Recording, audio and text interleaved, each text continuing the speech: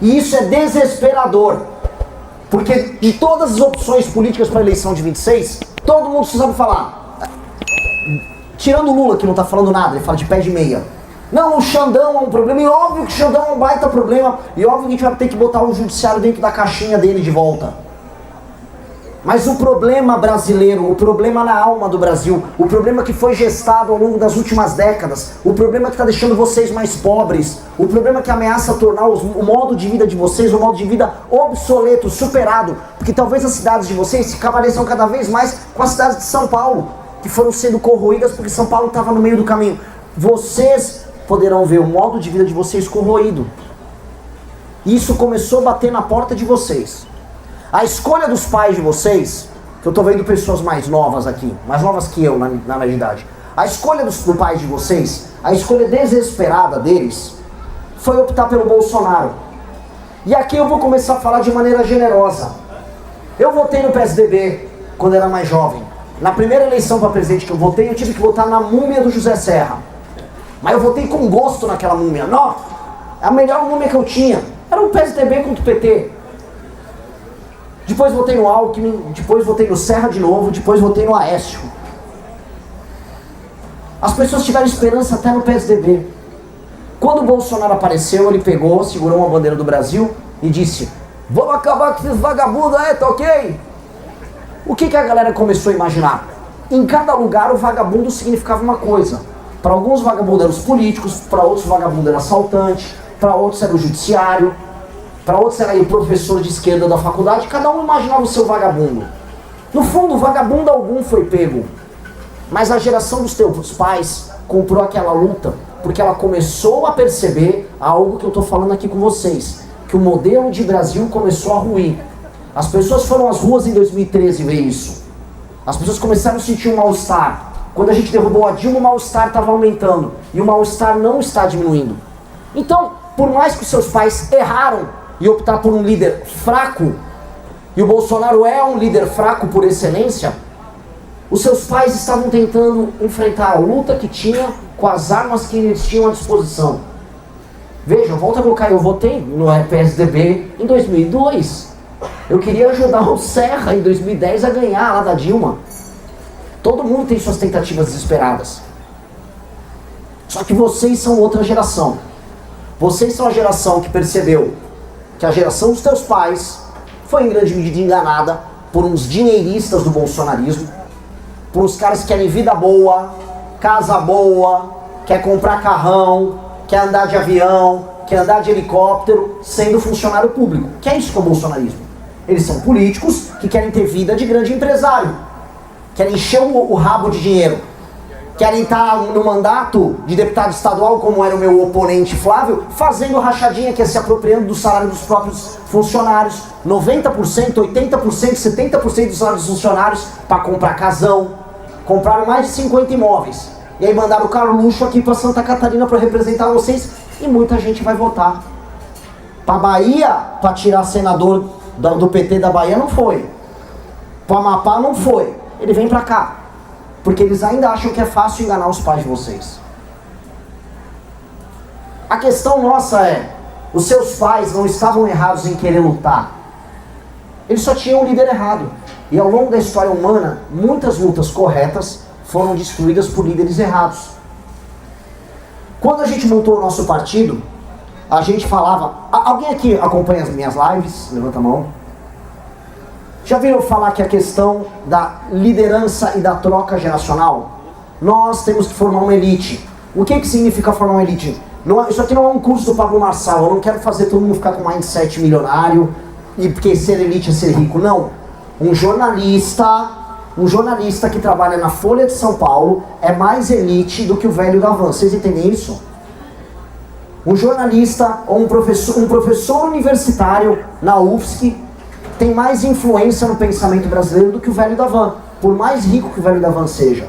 Ser elite significa estar nas posições que formam o imaginário, que decidem como as leis são feitas, como as pessoas pensam as coisas. Ser elite significa estar no topo, de onde irradiam as ideias, os comportamentos, as normas, os tabus. Vocês entenderam isso? Então, exato. E quando você tem os melhores ocupando a elite, nós temos uma aristocracia. Então, quando nós formamos um partido político, era muito mais do que apenas um instrumento para nós chegarmos ao poder elegendo as pessoas certas. Era formar as pessoas certas, dar meios de ação não só políticos, mas em todos os outros campos, para formar juízes, professores, empresários, gente que pensa além das lideranças políticas. E a gente se colocou no jogo, o nome disso, Partido Missão. E criamos todo um ecossistema muito mais complexo do que tudo que nossos adversários estão fazendo. E fomos crescendo sem que eles percebessem, que é o pior tipo de problema. Quando você cresce sem um adversário seu perceber, seu adversário quando vê a tua sombra fala, meu Deus, de onde veio? De onde veio esse ataque? Que é a forma como eles estão lidando conosco agora. Quem tem acesso ao tracking da Atlas sabe, e o tracking da Atlas é aquela pesquisa que bancos recebem diariamente, partidos recebem diariamente. Eu não apareço no tracking, não estou falando da pesquisa, no tracking da Atlas, ultimamente com menos de 6%. É de 6 a 8, quase 9% no tracking da Atlas. E o número que a gente tem entre os mais jovens, extremamente alto e começando a subir já para a geração millennial. É uma subida geracional. E os adversários sabem, e eles não entendem. Eles não entendem o discurso e aí tentam imitar. E sempre tentam imitar a parte mais fácil. Ah, esse cara aí tá falando que é pra matar bandido. Eu vou matar bandido também. Não, o cara tá falando aí que agora o Nordeste é solução. O Nordeste é solução. Agora, ninguém quer imitar o discurso que nós falamos sobre a reforma administrativa que torna inelegível o prefeito que não cumpre meta, porque eles são dos partidos dos prefeitos que compram voto e não cumprem meta. Eles não vão imitar isso. Eles não vão nunca imitar a coragem de fazer uma reforma profunda no Estado brasileiro, que essa é a verdadeira guerra civil do Brasil. Essa é a verdadeira guerra que a gente tem que travar. É a guerra contra as falsas elites que administram essa montoeira de cidade ao redor do Brasil. É a guerra contra os pilantras do Centrão, contra aqueles comedores de prostituta que recebem o dinheiro de emenda, desviam, enganam as pessoas, enriquecem e casam com prostitutas, e compram carros e vivem uma vida que eles não têm o direito de viver. Tudo com o seu dinheiro. É um tipo de ladrão mais assintoso do que aquele corrupto óbvio. Porque ele está aí aos milhares. E aí eu volto a colocar, girando o ciclo de novo para vocês.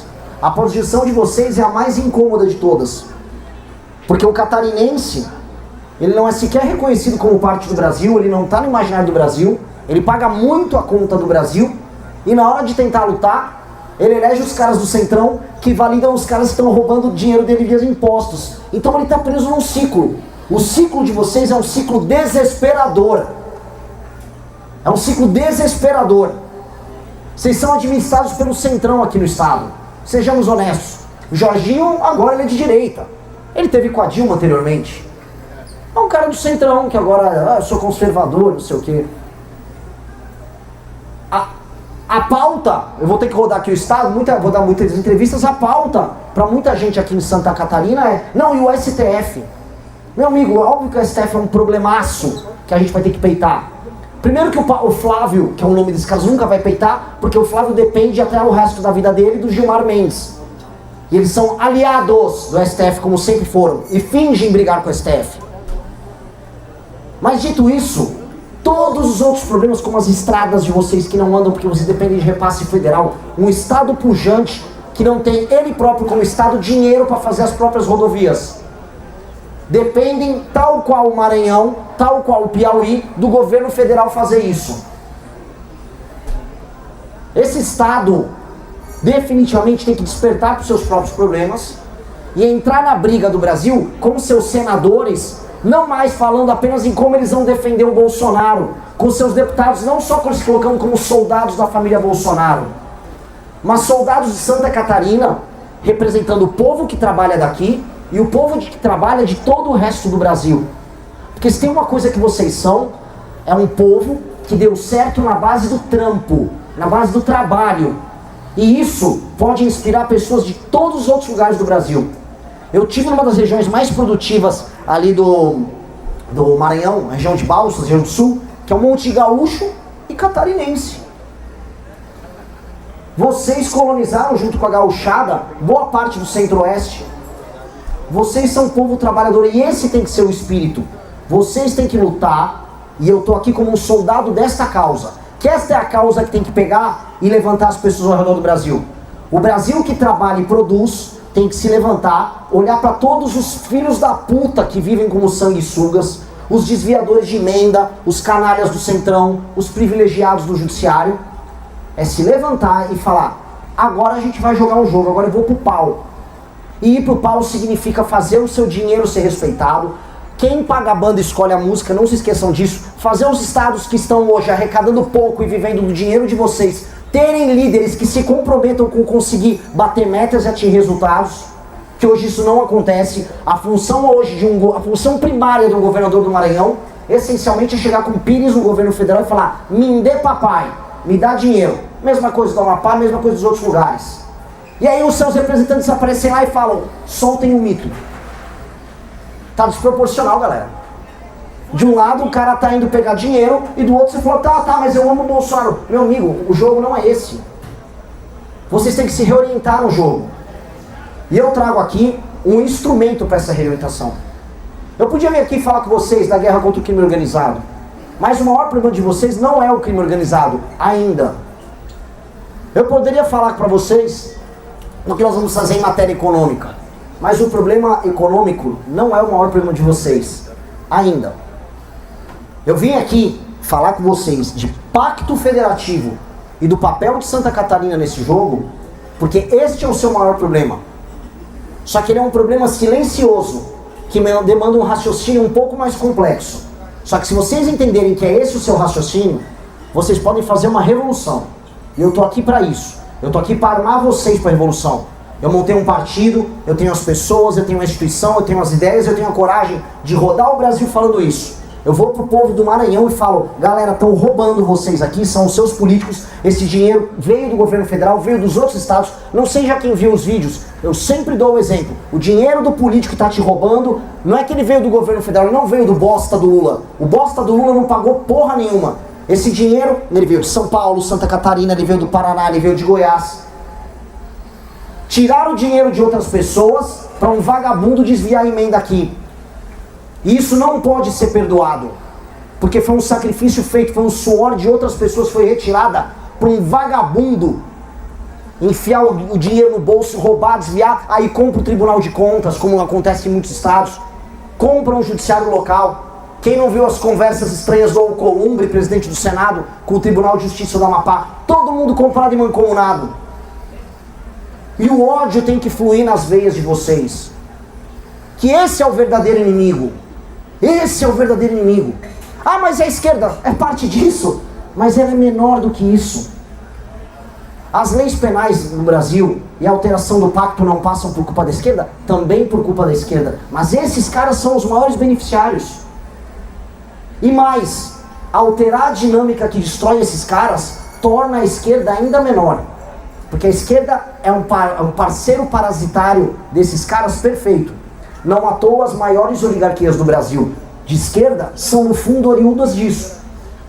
É só pegar o Sarney, é só pegar o família do Dino, e talvez um exemplo mais claro de todos que é o João Campos, que é uma família escravocrata lá de Pernambuco, que se tornou progressista. Eles são escravocratas e progressistas, e se vocês aqui descontarem, não, vocês são nazistas, vocês não podem reclamar. Ele pode ter escravos, a família dele pode ter fazendas oriundas daquele período, mas vocês reclamarem, vocês são nazistas.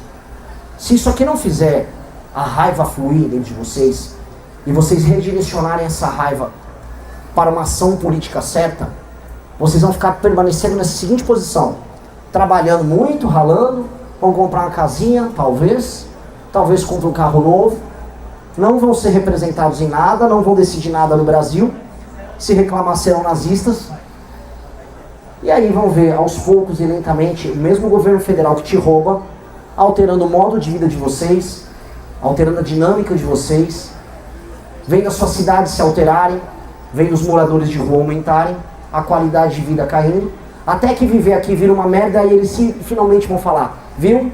Esses caras também são brasileiros. E aí o ciclo está encerrado. Assim eu encerro minha abertura aqui. Acho que o Arthur tem que falar também, né? Os demais vão falar.